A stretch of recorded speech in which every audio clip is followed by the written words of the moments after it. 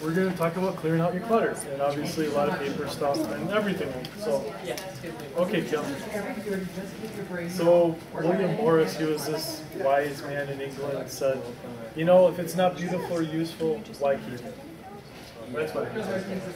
And that's, again, the point is, if you're not using it, like for instance, you know, like when someone passes and sometimes we acquire things and I can't get rid of this because this was grandma's, or it's really ugly and I don't need it, but I gotta save it, right?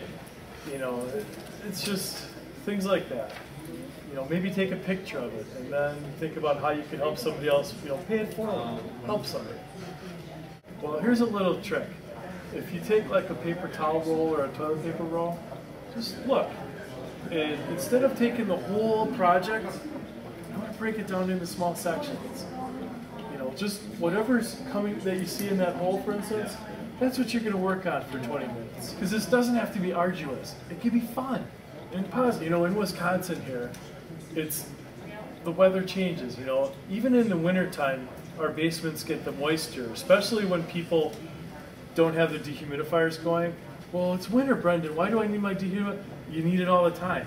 If you have it on automatic and it doesn't need to be on, it's not going to. And so many times that ice and water from the roofs and stuff gets in the home, or our clay soil, the water gets in the basements a lot of times. And anything that's down there, that's clothing or cardboard or paper, that all is going to get that musty smell. So you need to have things when we're going to store things, right? Like maybe you're going to have one bin of your sentimental things, some clothes, for instance. Always try to put either a bounce sheet in there, or, you know, like when you get a new purse or a pair of shoes, they've got those don't eat them things. Those are cool. Don't throw those out. They're free. Start saving those. Because if you want to buy them, they're actually kind of expensive. But if you start saving them in a little cup on you'll be like, wow, we should get a lot of those. And they're reusable. You know, after about 10 years, they might not be as active. You put them in the microwave for 2 seconds and they reactivate. So it's cool, it's free. And my point is, like, let's say you're going to have a plastic bin and you put some photos and stuff in there. Well, you throw those in there and it absorbs the moisture. We're going to categorize things to our best friends, our acquaintances, and strangers. What do you have that would be strange? Like my kids' old toys. Okay, old toys, okay.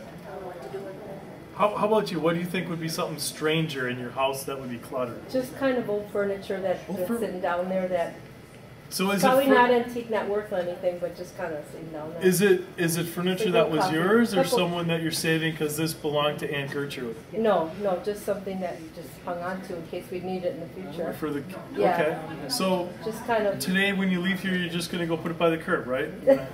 No, okay.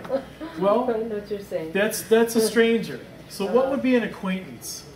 Maybe perhaps like that, maybe you've got, I don't know, those shoes that are comfortable, but they're really, you've got 5 of those really comfortable shoes that you can wear around the house and gardening, but you don't want to be seen in public with them.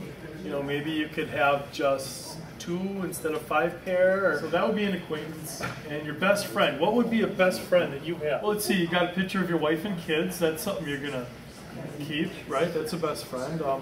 Do you have like, is there like a special shirt that you have that, you know, so like, yeah, honey, you know, is there, you know, is that, no, okay, is there's what? Oh, he's talking about you. Oh, it doesn't have to be basement, it can be anything. You know, what would be something that you have that's a best friend that you just, you know, your dogs. Okay, well, that's something. How about, do you have something that's? Well, it's kind of a clunky old stationary bike, but I like to use it. Okay, that's great. So no matter what, you're not going to scrap metal that. If I didn't use it, it would be a stranger. Okay, perfect. Yeah. All right, so we're going to categorize things.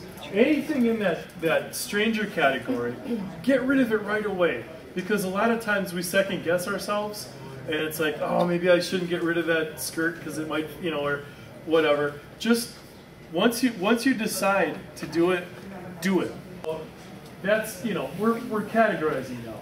Strangers are all gone. You really got to think outside the box sometimes about what to do with things. A lot of times, for instance, you're going to look at things in your home and you're breaking it down into small chunks, and maybe you're going to realize the kids' old toys, okay?